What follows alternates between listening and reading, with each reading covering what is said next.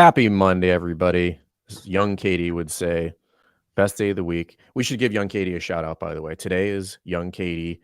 It's her 30th birthday, at which point she is now old Katie. Oh, no. We've requested that she change her Instagram handle. So has to. Happy birthday, Katie. Yeah. No, we can never get rid of Katie. She's employee number one, and the machine would fall apart without her. So happy birthday, young Katie. But Scott Malloy, welcome to the show, man. Thank you. I'm happy to be here. Yeah. Owner of Cuyahoga Valley CrossFit in Ohio. Correct? Did I say that right? Cuyahoga, yes. Cuyahoga. Yes. Oh, I can't read apparently. Yeah. So, well, I apologize for that. No worries. Where in Ohio is that? I'm familiar with like where my wife used to live, which is like right outside of Cleveland, and that's it. Yeah, we're about 20 minutes southeast of Cleveland. So where was your wife from? Like Fairview Park or like Homestead County, kind of. Okay, so just west of the city. Yeah. So we're just southeast, right off of 480, which 480 runs out towards Fairview. Right. Okay. Yeah. So she grew up there, went to high school there, and her parents just retired from there and moved here to Virginia Beach. So okay. But cool. Happy to have you on the show. Before we kick this off, everybody, if you do not subscribe to the YouTube channel, what is wrong with you? That is really hurtful to myself and the rest of the team. Please do that. Like, subscribe, share this show with anybody that you think would be interested. That does help us produce more content and get to more affiliate owners. So if you could do that, we promise we will continue to provide value to you guys. And it makes Cody feel better because he's the one that has to track all of these numbers. So, but Scott, yes, we're gonna jump right into this, dude. You're clearly at your affiliate unless you live in a warehouse. I do not live in a warehouse. So I am. Okay. Yes. Well, congratulations on that. Thank you. Big goals in life. You're on your way. You're on your way. Yeah. Give us your CrossFit story, man. Like, how'd you get into CrossFit? How did you decide 20 months ago, you know what I want to do? I want to open a CrossFit affiliate. So started CrossFit with some friends when I lived in Worcester, Ohio, and was at that affiliate for about 18 months. Then I got moved for work, dropped in a couple local CrossFit gyms where I moved to, wasn't really feeling the vibe. So started doing the remote athlete thing in my garage, collecting equipment, following somebody else's programming, but obviously lacking a community. So I talked to some of my former CrossFit colleagues and some owners of some different gyms, and I settled on a CrossFit gym just outside of Cleveland again, close to where I'm at now, and was there for about 18 months. And then when I was in corporate sales and marketing for Cisco Foods. Okay. So all of my clients got shut down. So if you have zero sales, you have zero commission, and you need to shift gears. Right. So I was part of that corporate monster where I didn't really love what I did anymore, but the money was great and didn't leave. And I didn't really have no forced reason to leave, even though I wanted to. So this forced the hand. And I thought no better time than now to make the change when the change is being forced. So while everything was shut down and no one was doing anything, a friend of mine and we went to Rogue, created a shopping list, and pulled the trigger.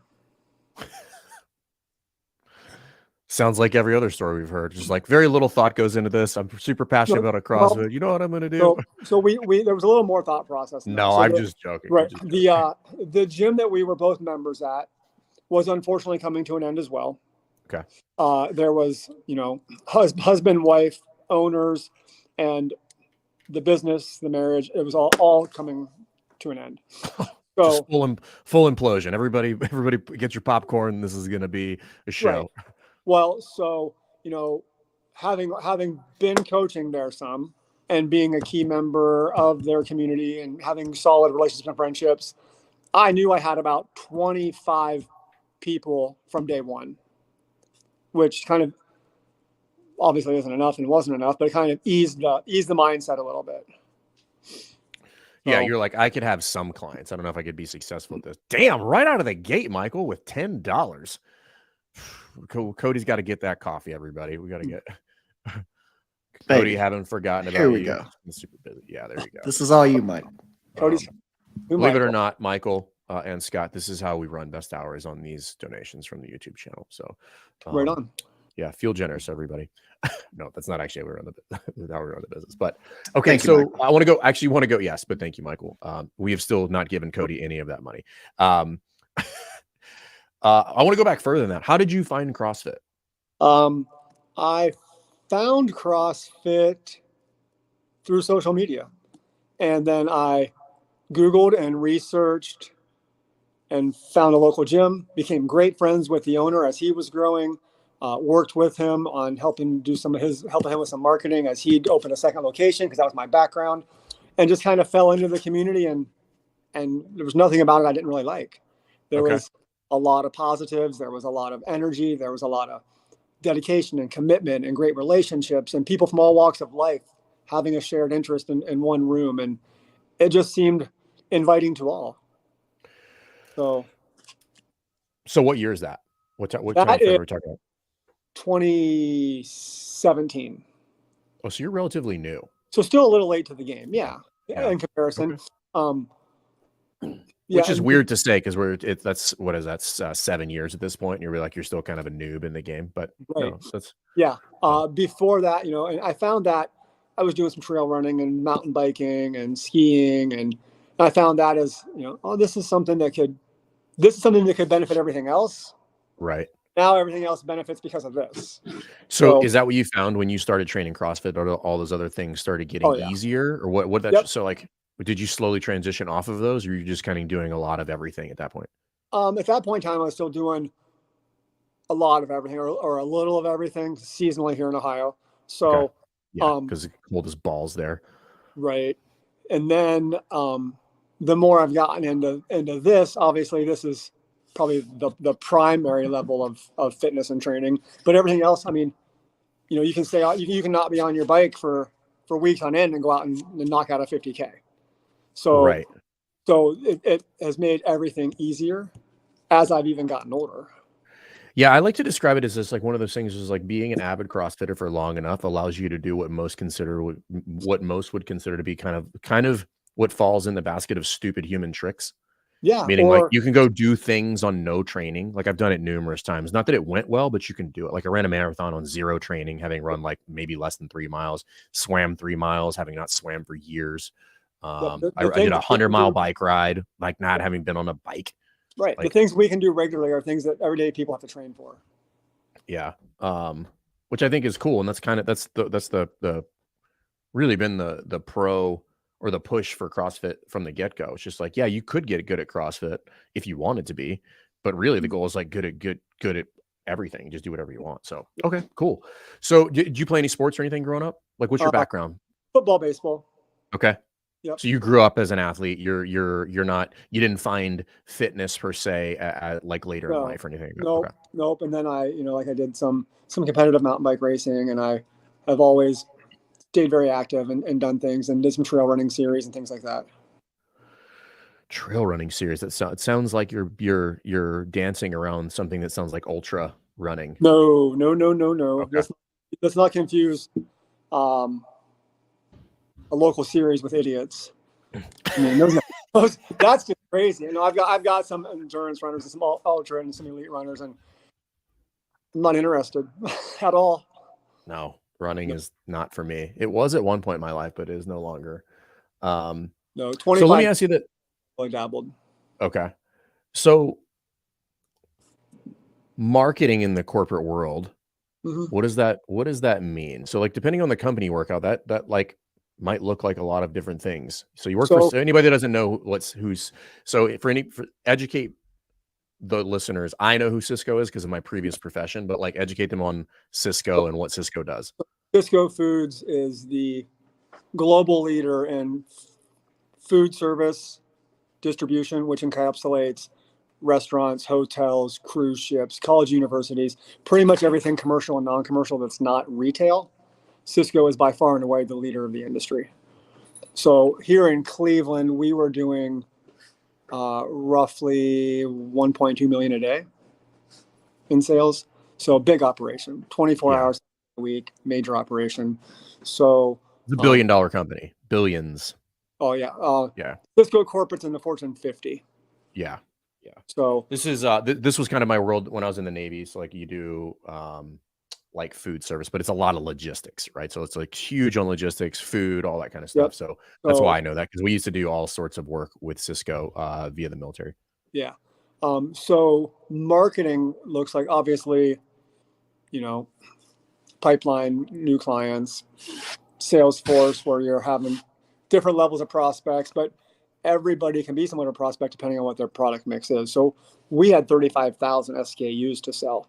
So we could literally, if you had 4 walls and wanted to open a food service establishment, I could sell you everything you needed from your range in your kitchen to your to-go tickets. So it was a matter of targeting specific clients, creating relationships. Once you create the relationship and trust, then looking to, capture some of or all of their business as the relationship expands. I have so many questions about how some of that from how your previous profession has carried over into the field. So like you said, SKUs, or some people just call it SKUs. Most people have no idea what that means. It just means the number of line items that you carry inside of your organization. Meaning, so like if if you sell protein and BCAA and vitamin D, you have 3 SKUs that you sell. Correct. If you sell O2, you sell 4 SKUs. Correct. Because it's 4 different flavors. Yeah. Or if you add that, you had the 4th one. Yeah. So as far as relationships go, the one thing we've had great success in is retention. The one thing we are still working on is new faces through the door. See, this is why I'm asking, right? Because as a marketing guy, I'm like, man, you might have a leg up. But CrossFit is unique in this world, in this sense that like people can come to the table with the skills, and 9 times out of 10, for whatever reason, they struggle to convert them, myself included. So the marketing skills have been great for outside my 4-wall events. So like, tell me more. What is that? What do you mean? So like we partner twice a year with Festivus. Got it. And so like I led the region, both events last year in registrations. Yeah, because you understand JVs, right? You understand joint ventures and how to leverage because that's huge in the corporate world. Yeah. Got it. So, and then like we have an event coming up this year in June that I put together working with the University of Akron, joint venture locally, and some pretty good sponsors. And I've got 380 athletes registered. That's great. So for us as a small business, it's a huge event. Okay, so real quick, we're gonna do a tangent here, Cody. I apologize. So, give me top 3 things to consider when approaching a joint venture opportunity with any other entity, because a lot of gyms come to us for things like this far more often than not. I'm like, don't touch that with a 10-foot pole. Because what you're outlining here is a skill set, and people don't recognize it as such. So making sure that the opportunity is going to be win-win, making sure that it's just one-sided, and even if it's just your one-sided, that won't last long. So looking for a win situation, looking for something that both entities, or 3 or 4 or however many are involved, can grow and gain new business from. So there's something now that we can win and something in the future that we can win again. And you want to do business with someone who is going to be a sustainable relationship. Like, I don't want to do something with somebody who's here one day and gone the next, because the idea is to do an annual event that continues to grow and the revenue grows. So, and then I think those 3 kind of land under 2. For the 3rd one, I would say you want to work with somebody who can also bring new faces to you. Right. Yeah. Like then that would be your win, right? So that if they're like, hey, what do you want? What do I want? And then can achieve those things by doing that, right? And obviously you have 380 athletes. I don't know what that looks like. Assuming that, I don't know, let's assume it minimum 50% of them bring somebody else with them to a competition. Right. So now you're not talking about over 500 people. Eyeballs. Yeah. Yes. And I totally missed the boat the first year, because every other local event I've been to, people show up and watch. As we started getting the information out and the marketing started taking off and the posts started happening, people started asking when spectator tickets were going to go on sale, and I missed the boat. So I missed the boat on that this first year. Cool. So nothing. You're not fired. I'm live right now. You want to get into this? Yep. See you later. Bye.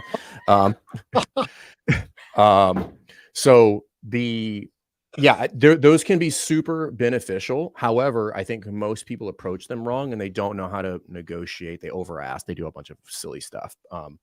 but I do think it's important. I think it can be leveraged very, very well if you have the bandwidth for it and you have the know-how. Right. I believe I may have, with some of the bigger names and sponsors, I may have under asked the first year just to. That's better. I think it's better that way. Yeah. Well, so like, as a local event, I mean, one of my keynote sponsors is Tier. Right. So I mean, that's not a small company, pretty reputable brand. So O2, Tier, and Compete Force are the three big ones this year. Yeah, it's great. That is I have like a weird love-hate relationship with this whole idea of competitions, right? I think and me both. I think they can be beneficial. I think most people do them horrendously. This was one of Ackerman's posts a couple of days ago. Well, it's like anything else. Like, how do we feel about it? I feel this way about it. Do it well. Do it really well, and only do it if it's not taking away from the main thing. And this is the part this is actually where Jay was going with that post, is like, there's people who are getting consumed by an event, running this event when the business is on fire. And I'm like, this is kind of the problem, right? Right. It's not that we don't like events. Events are great. You can make good money with events if you execute them appropriately, and they can be easy, right? Like, you can do both. So that's where he was going with that post. Yeah. But he likes to rile people on the internet. That used to be me. It's now him. Okay. So Delegated. yes, I have delegated that over. Jay, I have dubbed you the person on the team who now fights with the internet. So with that, we lost him. Or is it me? No. Oh, there we go. Cody, you're back. I dropped both of you there for a second. All right, cool. You both just disappeared. I was afraid. So tell me a little bit about the affiliate, Scott. Like, where are you guys located? How big is your space? All that kind of stuff. We're in Twinsburg, Ohio. I have a 4,000 square foot warehouse with 3,400 square feet of gym space. That's good size. I've got then 600 square foot is office, 2 restrooms, an area for athletes, and then a loft above that area for athletes as well. Got it. The area upstairs where I'm sitting now is kind of like where we have, people can hang out or come up post WOD, and we have some mobility tools. We have, the recovery boots. We have a massage gun, things up here for like our little athlete lounge area. I would imagine you guys have to have heat in there, right? Oh yeah. Yeah. It's Ohio. Yeah. So, that's the seasonal high bill. So you just budget appropriately for that. And we're about 15-20 minutes southeast of Cleveland's town called Twinsburg. Okay. And then, we've been here about 20 months. Is that like suburban area? Like, I'm not super familiar with that, like general area. Okay. Yeah. Yeah. Okay. So it's a suburban area, but also developing. Amazon and FedEx both just built or opened warehouses not far away. So listen, if this is just for anybody, if Amazon is moving to your area, all of your real estate is going up. There's going to be so many more people coming in there. Like, if you can buy real estate prior to them getting there, buy it. The shit will go up like 10x. Yeah. Okay. So are you the full-time coach there? Yes. Okay. And then how much are you coaching per week? 12 classes. How do you break those up? I'm always curious. I do all the morning classes. So Monday, Tuesday, Wednesday, Thursday, Friday mornings, and then one of the 2 classes every Saturday. Okay. And then I do coach the 4:30 class on Monday as well. Just I feel like getting the week set, the foundation set for the week, being here more on Monday and getting everything rolling in the right place is important. Yeah, I wouldn't disagree with that one bit. I think that's smart. So Monday 4:30 is our largest afternoon class.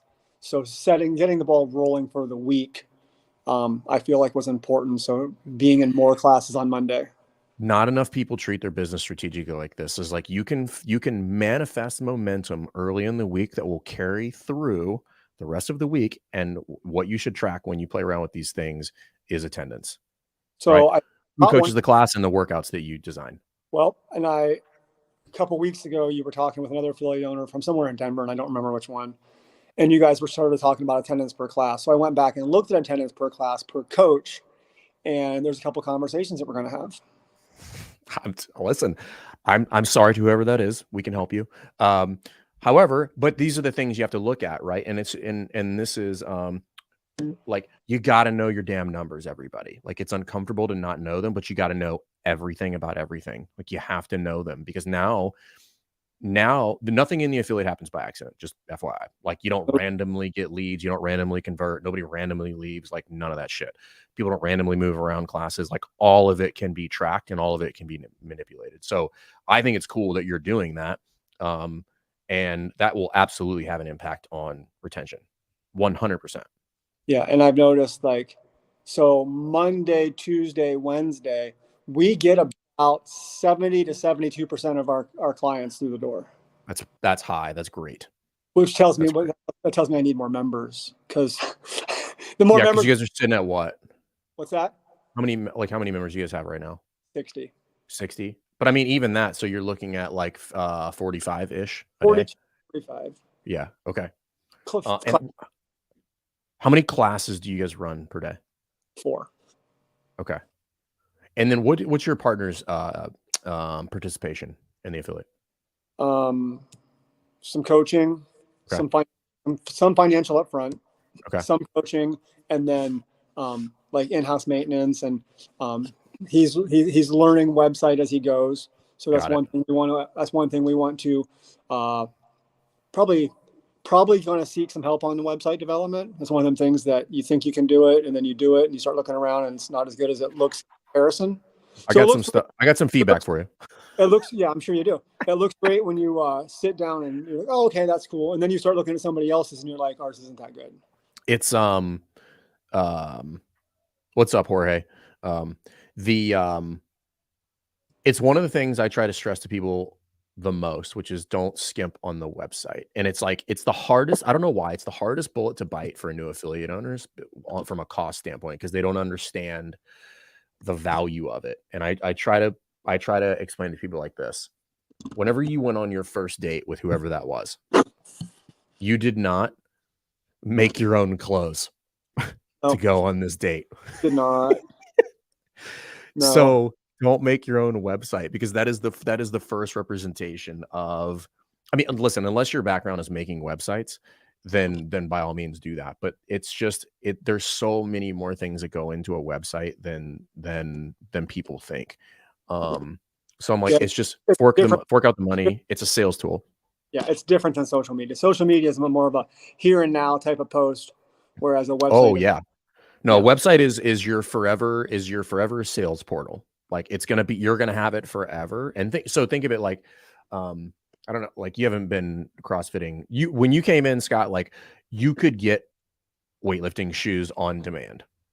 Yeah. Like, Cody, when did you start CrossFit? 2013.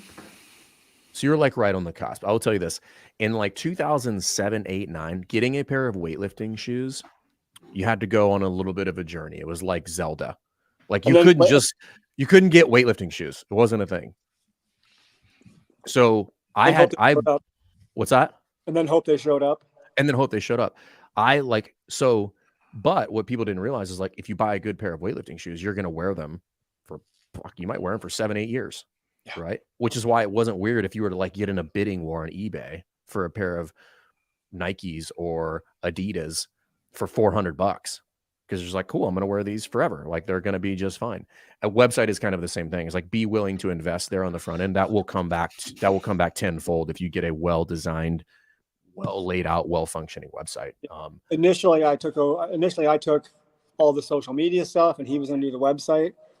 And our social media has grown well. I mean, in 18 months, we have like 3,000 Instagram followers. And I know those aren't, majority of those aren't potential clients, though. That's the problem. I mean, it's followers and it's content. It's people who know your brand and your name, but there's not a lot of potential clients per se. Well, you never know.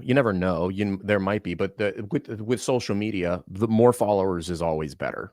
Right. Just because of the way the algorithm works, assuming that they're real. But even in that, even if they were bots per se, like, you would still get more exposure just based on percentages. So, okay. So with that, what's What are some of the things that you guys you think you're doing well? Let's just start there. What do you think you guys are doing well? Retention. Like, Okay. so in 2022, I started at 53 and I ended at 53 and I ended at 53. I started at 38. So I was net 15 Okay. up, but Got it. I got 18 new members. I only lost 3 members through the calendar year. That's great. So retention has been great. Yeah. And then so up 18, and then we're up 7 year to date this year so far. That's great. Yeah, so you guys are kind of in the sweet spot, right? You're in that 60 range. So like, honestly, very candidly, like 0 to 100 retention isn't that hard. Right. Once you get into the higher numbers, retention becomes very systematic and like very intentional. That's what I was saying earlier about the percentage in class too. Under 100, you can run a high percentage in class just based on the fact that everyone's so tight and close. You start getting bigger. I need bigger numbers, and then shoot for that 70% Monday, Tuesday, and Wednesday. Yeah, you should all. I would even say that's like, if you could get those, you would crush with those numbers. But like you wouldn't. Those are numbers that aren't necessary for good retention. Meaning on a daily basis. Meaning 60 a good number to shoot Monday, Tuesday, Wednesday. Yeah, I think 50 to 60 is very healthy. Once you get into the 70, 80, you're like, those are like A++ numbers. Not that you shouldn't shoot for them, but like if you're not hitting 70, I don't think you should freak out. Okay. Yeah. I would say the average is probably 45% of your total member base showing up on any given day. Okay. Thursday. Because again, you have to think like people take days off. Like on average, if everybody took 1 day off a week, right, and you train 6 days, that means like you're gonna have 100 less throughout the week or 60 less throughout the week. Correct. Than your total number. So anyway, and then obviously you could solve the problem of space many different ways. First would be add more classes, play with your programming, all that kind of stuff.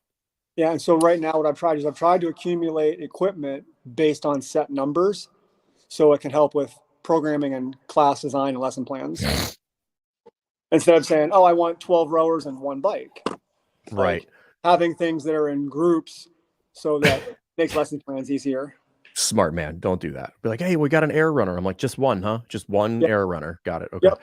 Cool. And that's a great investment. You could have bought 3 rowers that everybody uses. You could have bought like 6 bikes for that.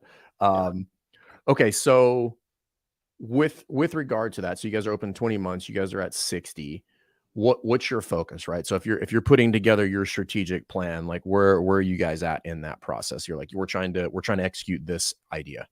Trying to execute more faces through the front door. Okay. And we've done some additional social media posts lately, and there's been some more regular faces through the door lately. And the last, 5 of the last 6 that have come through the door, I've been able to close. There's one, she came in last Friday evening when I wasn't here. She's coming back today, so I hope to close her today. So I just need to get them. I need to get them through the front door. What's your number one lead source? That I can't tell you what my number one lead source is. I mean, I can tell you what the leads are coming from, a variety of things, but I can't tell you what's number one. That I don't know. So where are they coming from? Social media and current members. Meaning you're getting like cold DMs from people? Sometimes, yeah. Okay.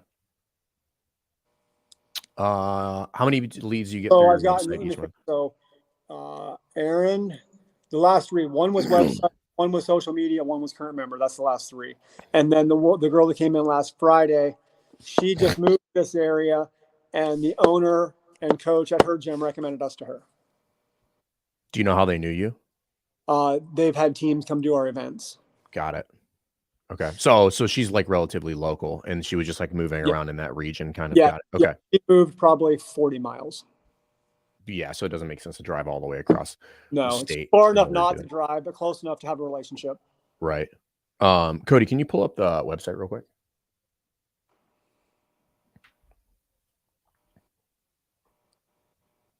Boom. So right out of the gate, here is what I think would help is a couple things on here. too busy. is yeah, definitely too busy. This class schedule picture here, you can just have a link or something elsewhere, but that's just so much happening in there. Also, I think this button should be renamed. That's just the get a quote is the verbiage is like out of context kind of. Because like we're not going to send them a quote essentially. So I would like get started, schedule a consult, schedule your free intro session, like whatever you want that to be, in order to make that happen. And then can you click on the get a quote button there, Cody? Yeah, I would also take out that that little comment section in that box right there. How can we help you? Okay. You're just going to ask them that. Well, yeah, so because with that being there, I'm removing the opportunity to have that conversation with them. Well, you're not removing it. It's just a weird thing to answer, honestly. And most people aren't going to tell you the answer anyway. They're going to do that more in person. Yeah. And then you have because if you scroll down, you have like your kind of social media posts feeding into this, which I don't think is necessarily a bad thing. I think it can do a really nice job of highlighting the community and things. Mm-hmm. That being said, based on that far right picture right there, it looks like you have a really nice looking gym. I really couldn't get a sense of that one far right was when I went to the affiliate summit. Oh, so it's not even your gym. Oh, it's okay. Well, All right. no, Well, nobody knows. Yeah, that's Nashville. That's the people that were there. Yeah. I mean, if you have photos of the facility, they can't hurt as long as they look good. Yeah. And then really what you want to have on the website, where you want to have on the website is like, think of it as just like a walking poster for people that look like me. When I come to the website, I want it to see and feel like this was a place for me. So you want to have like lots of pictures of your members on there too. So I think there's a couple of like minor tweaks in there that you could change here that won't hurt at all. One is like change the verbiage on that button and then manipulate that form a little bit to take out the extra stuff, and then get like some good high quality pictures of your members on here. Yep. I've noticed recently it's come up that the social media posts of the average everyday looking member garner the most attention. Yeah, because most people are average everyday people. Correct. Yeah. Weird. The number one post we've ever put out was two of my guys in their early 40s alternating box step ups, and they're just a couple of dad bods on a Saturday morning, and that's been the most recognized post we've ever had. Yeah, and that's what CrossFit is all about. Because this is one of the things you can pull it down, Cody. This is one of the things that the other thing you could do here is if you've not. You're a marketing guy. So have you identified your ITA? Like who's your ideal target audience? Yeah. So we've been calling it avatar customer inside of what we're trying to talk about internally. Mm-hmm. It's pretty much the 35 to 55-year-old professional. Pretty spot on. And we've done, I mean, out of those 60 members, 16 of them, 8 are couples. And then 2 of those couples have children that come as well. Got it. So, we're trying to be that middle-aged, no drama, not a lot of dumb shit destination. Yeah. So with that, it wouldn't hurt for you to interview a couple of those people. Just be like, hey, ask them a series of questions like, why do they get started? Why do they stay? What do they like about it? What do they get out of it? All the basic questions. Mm-hmm. If you want to just do a podcast with them, and that way you don't have to write the interview down. And then you can use that verbiage in your social media, right? Like use their own words when you go make a post about them on social media. That's the piece from the marketing standpoint that you don't need to create the content. It's already there. Right. Just pull it down. Just pull it down and share it with everybody. Yeah. So those would be like a couple things I would do. It's just like, just do a couple interviews, get an idea of like what it is that people want. And this is something that we learned from like one of my mentors is just like, just do more of what works, right? If you know what is going on with those people, do more of that stuff. CrossFit affiliate owners are like world-class, like shiny object people. Like, oh, I'm going to do 85 other things. And I'm like, how about you just do more of the thing that's already going well and figure out how to do it better. You don't need to do other stuff. Do more. That's like the air runner, buy one, like you said. Great. Right. It's like, so that's what those are just a handful of things I would do. It's just like, you could tweak the social media a little bit, tweak your website a little bit. And then do you guys get any referrals from current members? Mm-hmm. Yes. Some. How many a month would you say you get? Just a handful, not a whole bunch. So that's something else worth tracking, right? If you're not getting, call it 1 to 4 every month, there's probably something wrong with that whole thing. Meaning I'm not pitching it enough. People don't know about it. I'm not communicating it in the sales process. Again, nothing happens by accident. If somebody's getting a ton of referrals, it's not by accident. A, they probably have a nice offer. B, they're probably putting it in front of people. And C, they're probably rewarding it in a creative way to create more awareness around the offer. I mean, you know this in marketing. What's the number one way to get people to buy? Create awareness around a thing that they probably already want. Right. Nobody's buying anything they're not aware of. Correct. So if you guys don't have what is your referral offer? If you don't mind my asking. The referral offer is if they refer somebody that joins once that member's here for 3 months, I give them a free month. Are you open to some coaching here? I am totally. That's why we're on this call. And the coaching already came when we don't talk about it enough. We don't put it in front of our members enough. Right. Well, you need a means to put it in front of people, right? So you can, if you talk about it at the wrong time, then it's weird. Right place, right time, right person. Right. This marketing 101. So with the referral, don't make so many hurdles for them to jump over. So one of the big things that we promote, and we promote it hard because it works, be liberal with the referrals. Like, create no barriers to give the referral, because the hang up with the person sticking around for 3 months is as the affiliate owner, that's my responsibility. That's not the member's responsibility. Their responsibility. They've fulfilled their part of the deal when they brought that person in. Everything else after that is on me. So I end up withholding the value of the offer based on my performance, which is kind of a weird scenario. If they start coming to one of those classes that is low attended, and maybe for whatever reason that might be, and they don't pay, then I'm not rewarding the member for doing what we initially bargained. Cody, what is happening in the comments over here? Who is extra sloppy? I don't know what's happening.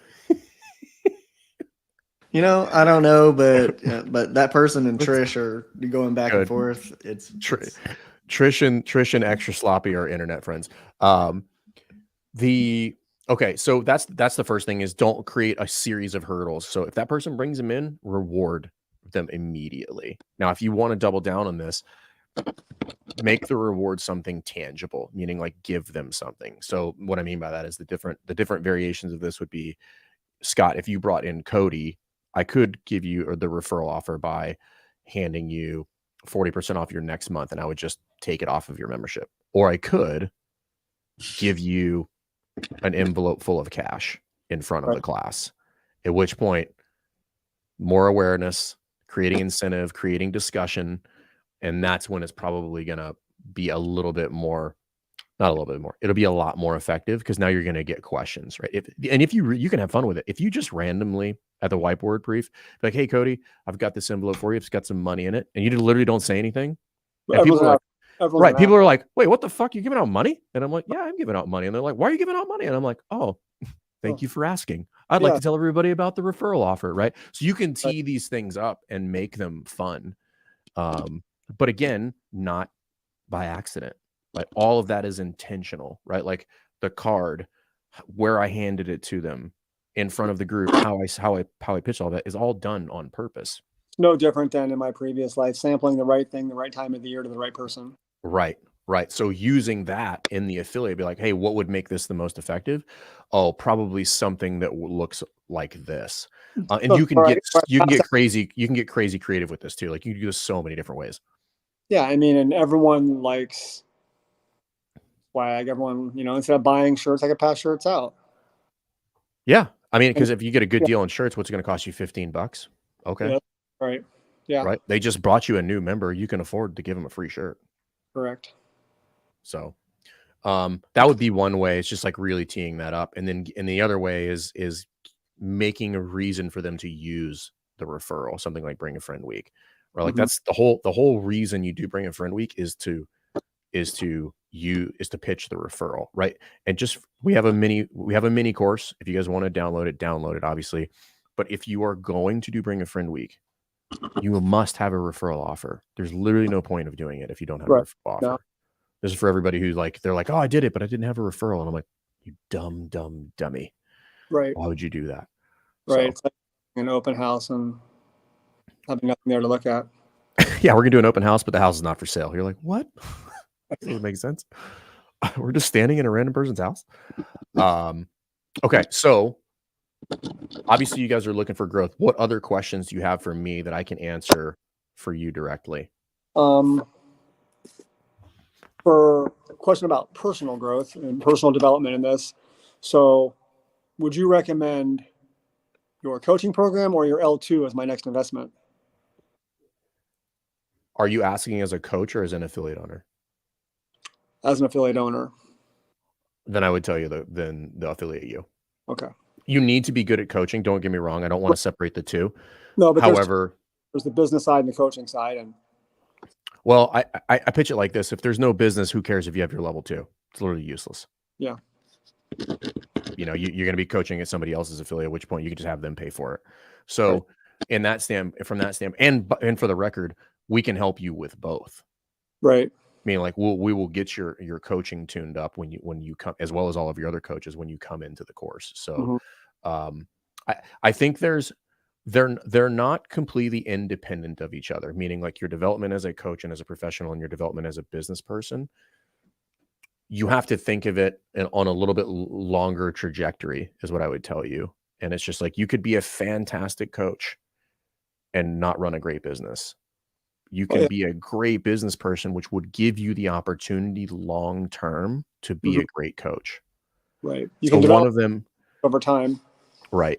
You have if you're just from a standpoint of like, what is your available timeline? You have a long time to become a great coach. If you open a business, you don't have necessarily a long time to stay in business. Like you have whatever the market has kind of like allowed for. And we don't really know what that is. But the point is I have to get this thing up and running. I need to make it profitable. I need to make it run well. And then I can redirect my resources and my time and energy at coaching. And I wish this was not the case, but having those other credentials, and this is not to say they're not important, but they're not going to bring you more business per se. Right. Meaning like have your level 3, level 4. You're going to be a great coach, but absent of some skills to attach to that are business centric. I've seen plenty of really good coaches whose boxes failed. Mine almost failed. Really? Multiple times. Yeah. Well, I mean, look, CrossFit only has one member and he's an L4. Yeah. Not doing well. Not doing well. He's not well. You want to talk about poor retention? He can barely get himself to work out. He's his only client. Okay, that's good. That lays it out pretty well. Yeah, and forget like our service, like any business mentorship. Like you're running a business, right? It's assumed that you're like a decent trainer. I don't know if that's a safe assumption, but like that's kind of the assumption is that if you're doing this, like you kind of know your elbow in your asshole, like you can tell the difference. Well, I mean, the L2 is happening like the 2023. I'm doing the L2 regardless of what else takes place. Like you should. I think it's the best course that CrossFit offers. And you guys speak very highly of the L2 throughout your podcast, so I thought I would throw that out there as just a comparison. I'm looking. Speaking of which, hold on. This is an opportunity. Cody's gonna be happy with me. We're pitching level 2, and breaking down the level 2 starts Wednesday. Correct, Cody? This week, right? I'm so proud of you. I'm starting Wednesday. We got Steve Haydock on. Oh. Yeah, you guys have a bunch of the British Butcher. Yeah, well, breaking down the L1 and retouching base on all the L1 information was awesome. I sent the podcast link after link after link to my coaches, so that was invaluable. Yeah, I'm super glad we just did that on the women, and I'm super glad that the people have found it valuable, and that's the goal. And we're going to break down the level 2 as well. That's been great information. I've gone back, I think at least twice straight through, and one other time the lesson plans with Denise Thomas was a great episode as well. She's amazing. Lots more to come with Denise. Lots more to come. That's valuable information there that I pass on to the coaches. What else can I help you with? What other? I'm an open book, man. This is now your show. I'm handing over the reins to you, Scott. Ask questions. You say that your business almost failed a couple of times. Mm-hmm. At what level was it failing? For not enough members, not a good budget, not a sound business plan, all the above? Yes. Okay. So yeah. I would tell you that like my story is no different, right? So like I've heard this phrase before and I'll use it. I wish I could give credit because I don't know where it came from, but there's a devil at every level, meaning like depending on what you're going on, there are a certain set of problems or problem sets that you have to solve. And when you solve them and you go to that next level, there will be a new set of problems that you will have to solve. And at first, the problem sets are fairly simple. As you start to grow, meaning like you start to grow into a larger staff, you start to grow in revenue. You know, like for instance, the problems that you would have, the problems that I had at $10,000 a month were not the same problems that I had at $60,000 a month. They're totally separate. Those are totally separate problems. Correct. And it requires you to do a whole different set of development. You know, at first, when it's just me, it's just like, cool, I'm going to be a really good coach. I'm going to have like a handful of systems in place in order to bring people in and make sure that the machine runs. And you could do that for a while. Like that's kind of where you're at right now. Yeah. But the next level of where you're going is just like, oh, okay, I need to improve what it is that I'm doing. And I need to think a little bit more about like, because you're on the cusp of like not having good retention, meaning like not that you're going to do anything wrong, but the numbers just don't work anymore. Where like you can just like wave to everybody, say hi, and you're rapidly coming into a new territory there where like retention becomes much more systematic and has to be intentional. It can't just be like Scott likes Cody. Well, and it has to be more than just every coach has to be on board. Right. This is where the systems come in. Right. Yeah. So that's where I would tell you, it's just like I have failed for all of those reasons. No budget, getting too big for my britches, overextending myself with multiple facilities or multiple projects. Yeah, I mean, I don't think this is a secret. I have made 6-figure mistakes as an affiliate owner. Like mistakes that I was like, fuck, that's it. We're done. Like that's it. Chapter 0. Yeah. Yeah. So, I mean, I have literally done that. That is not a joke. And so how long have you been an affiliate owner? It'll be 14 years in October. I'll be honest, somewhere in the fall. I never remember. I feel like they call me a different time of year every year. Right. So 14 years, always CrossFit Rife? Correct. Yep. Thank you, Trish. But then other affiliates along the way as well, or CrossFit Rife Part 2, or? No. So we purchased another affiliate in town on the other side of town. And the long and short of that is we ended up in a legal dispute with the landlord because they did some shady shit, which resulted in a closing of the affiliate and a 3-year lawsuit that we finally settled out of court. We went to court the first time. I won. They appealed. Long conversation with my lawyer. It's just like, dude, just settle this. They're going to continue to sue you because they can. Right. He's like, but if we settle this, it's done forever. He's like, don't let your ego like kill you here. And I said, okay. So we just settled it. $1,000 to save $50. Right. Exactly. So, but yeah, that was, all of that was due. And I don't, very candidly, I don't know if I don't know if I could have saved that affiliate, that one, even if we had not gotten to legal dispute. I don't know if I had the skills. Actually, very much doubt I had the skill sets at that time. This is probably 5.5 years ago, 6 years ago. Okay. I don't know if I had the skill sets to run them both as a leader, as many other things. Well, you've got what appears to be a very top tier team around you now. They're great, and I love them all to death. And I think, but I still find myself falling short as a leader very regularly, because as the team gets better, well, you can't just be an average leader anymore. No, like you have to like be significantly better as a leader. Lead A players. Yeah. A players need an A coach. Yeah. So surrounding yourself with good people, has that made you a better leader? This is me personally. I have always thrived in those environments. I'm not at all turned off by them. I would prefer only to be in a room of people that are better than me. Yeah. Fair enough. How many facilities have you been in over your time period? And so in this, so we were initially, like, this is like 2009-ish. We were in a building that's about 400 meters from here-ish. We moved here, and in this we have been in this building since then. So that was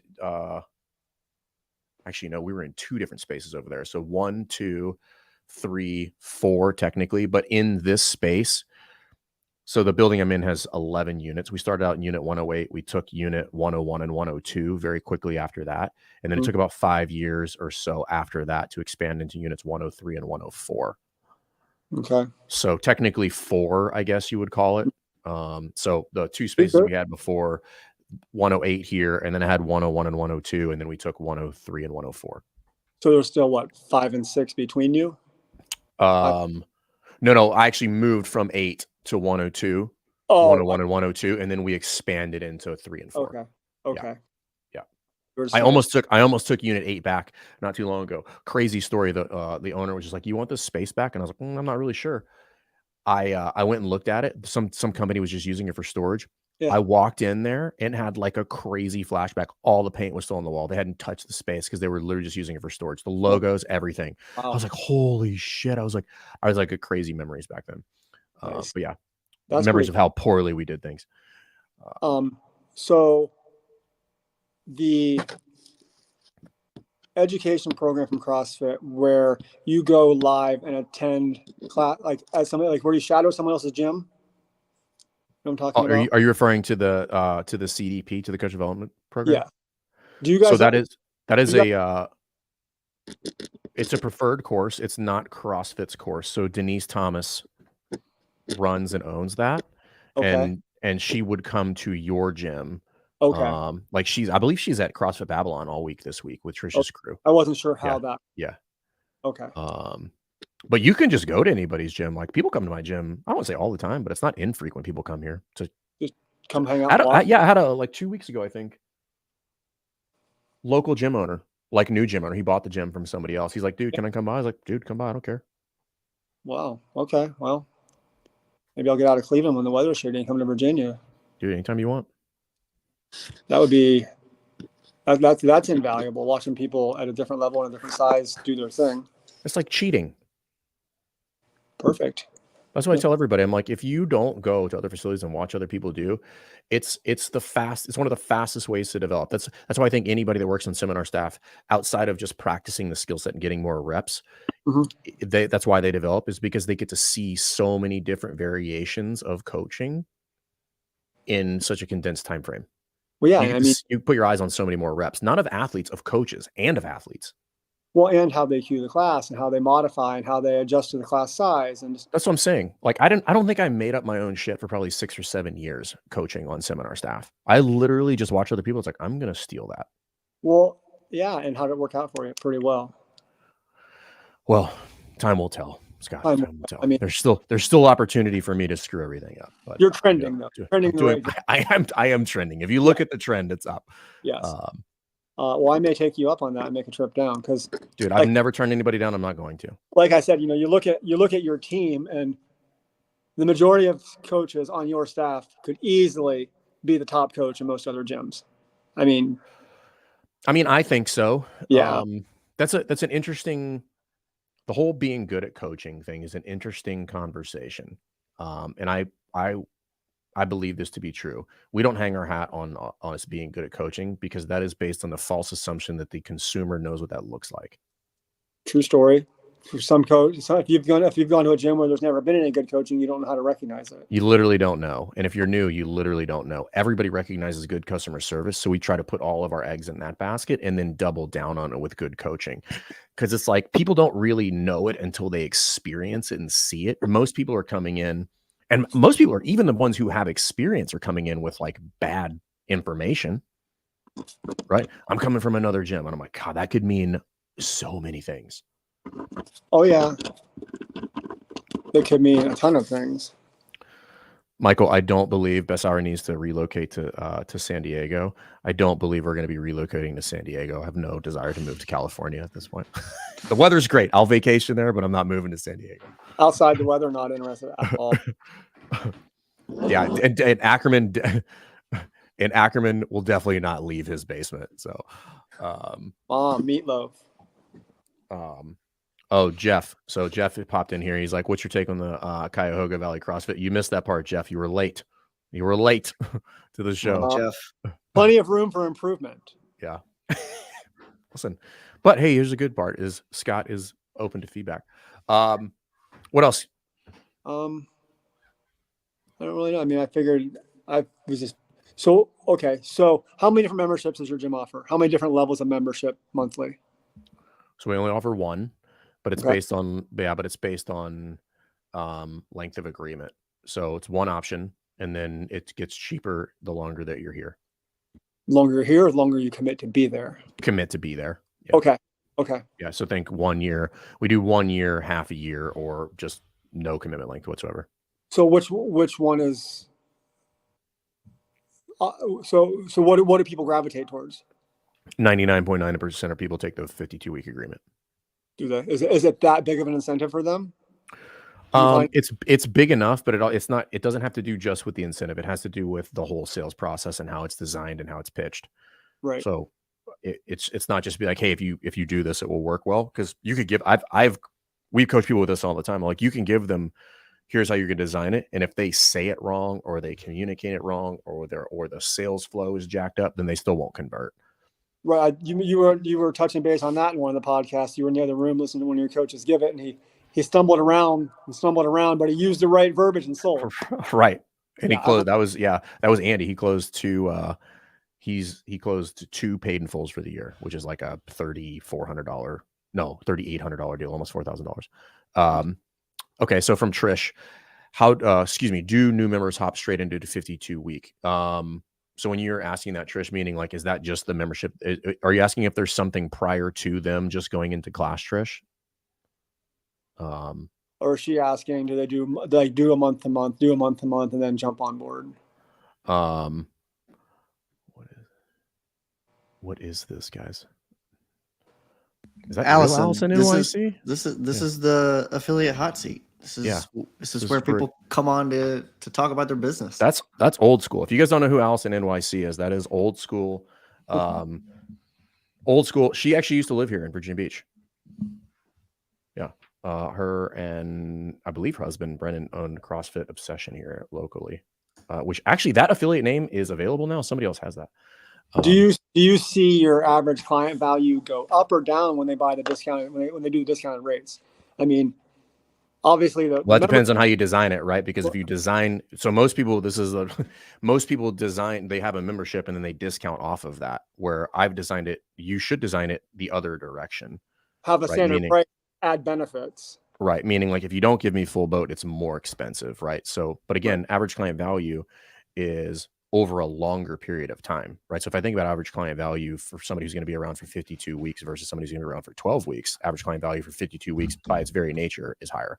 Right. Yeah. Yes. If you average, So if you look at it annually, I just wondered, do you see the people that are there and to have that in their mind discounted rate? Are they spending more money on retail and clothing and supplements because they feel like they're more in tune? All of that has nothing to do with their membership. All of that has to do almost entirely with how the gym designs and rolls out those different things that you just mentioned, right? How do they run their retail operation, or how do they sell premium services? By simply somebody committing to a longer time frame, there might be a correlate to them spending more money in other places, but I would still need to do my job by placing those things in front of them at the right time in order for them to purchase. Okay. Makes sense. Yes, Trish. So a new member off the street, do they sign up right for a 52-week agreement? Almost everybody, Trish. I can think of like a handful of people.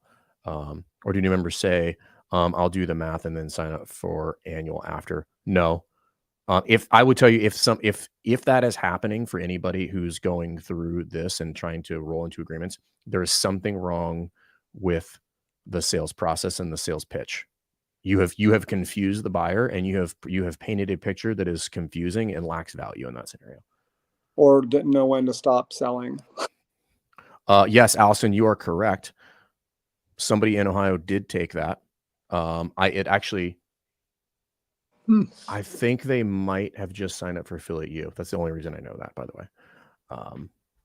When someone does the full 52 weeks, do they pay for the whole thing up front, or is it still broke down monthly? They can if they want, and we pitch the paid in full for during every sales process. Yeah.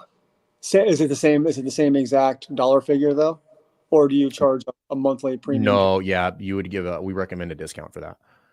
Yeah. Yeah. Because there would be no incentive to pay in full if there was no discount. Right. Yeah. Yeah. Was this from Extra Sloppy? I just want to say this guy's name. I would think that it isn't a difficult pitch. Hopefully people already intend to commit to something. Well, to commit to something for much longer than a year. And I'm assuming that's in that case. Why wouldn't they save money? Well, you'd be shocked, man. Usually if they don't, like, we screwed it up. This is what I tell everybody. Like, if they don't buy, or they don't buy what you want, then you screwed it up. There's a salesman on every call. You sell them, or they sell you why they can't. Yep. Actually, question for you here, Scott. Yeah. Oh, no, wrong one. Popped up. Sorry. Who's your favorite local box owner? I'll hang up and listen. Do you know Seth Hill by chance? Of course, Seth. It's you. Yeah. Obviously, it's Seth Hill. Yeah. That's like me telling my son that he's my favorite son. Rebranded, new place, great place, Great Oaks CrossFit in Wadsworth, Ohio. All right. If you guys are in the Wadsworth area, go see Great Oaks CrossFit. Cool. What else can I help you with, Scott? You've given me a lot of help, a lot of things to break down, a lot of things to work on. So I more than appreciate your time, and more than appreciate the content you guys put out on an everyday basis. Well, you're very welcome. And what I would like to point out here is these are the things that we talk to most affiliate owners about. These are the things that we fix for most box owners, right? We haven't talked about anything crazy. There's no hidden strategies in here.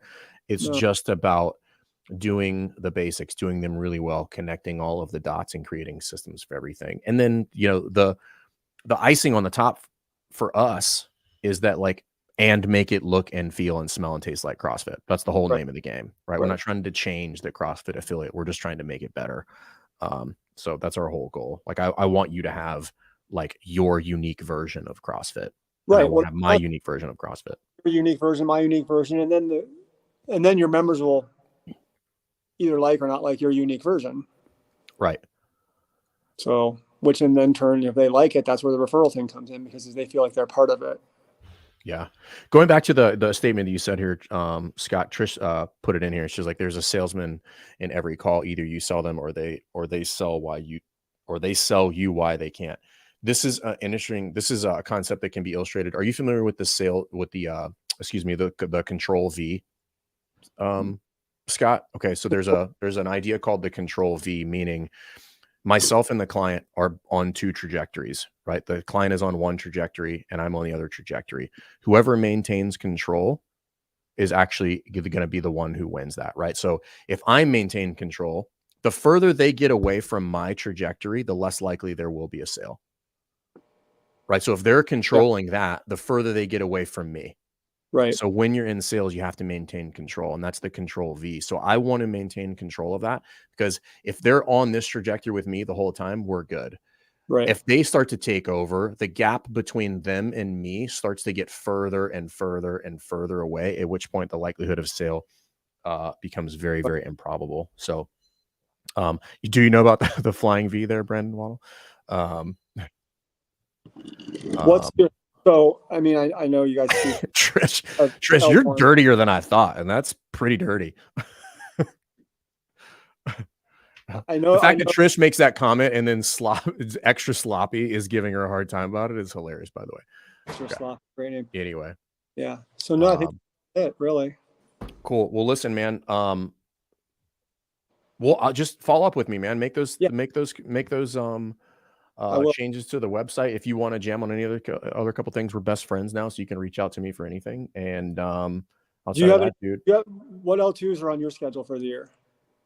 I have for sure one in June here at CrossFit Rife. And then stand by. I know I have at least, because I'm doing a lot of level 2s.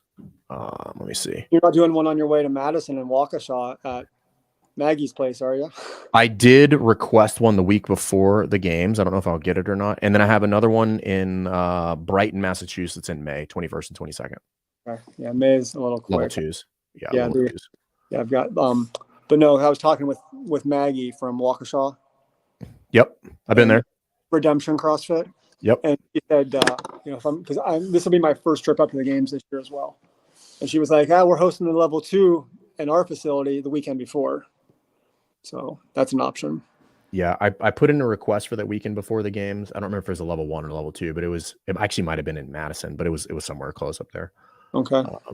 So just curious, yeah. But yeah, I may make the road trip down to see some of the coaching. Dude, you're always welcome. Coach, the staff here is happy to help you. For those of you listening, thanks for all of these sloppy comments, Trish and extra sloppy. We genuinely, I think sloppy, extra sloppy is probably in the whack pack now, just based on your name. You have to be in the whack pack. Outside of that, guys, please subscribe to the YouTube channel. If you have not followed us on Instagram, please go follow us on Instagram. There's some stuff in the comments and in the show notes for the Bring a Friend week. If you guys want to be on the affiliate hot seat, if you're an affiliate owner, you want to come on the affiliate hot seat, you want to jam about the affiliate, and do a little real-time problem solving, Cody's going to drop some stuff in the comments and in the show notes as well, so that you can get on the schedule. We are permanently at this 3 p.m. Eastern Monday time slot until further notice. So we will be happy to get you guys on the show as soon as we can. So awesome. Outside of that, Scott, it's been a pleasure. Appreciate you, my friend. Let us know if we can do anything else for you. And the rest of you guys, we'll see you guys next week.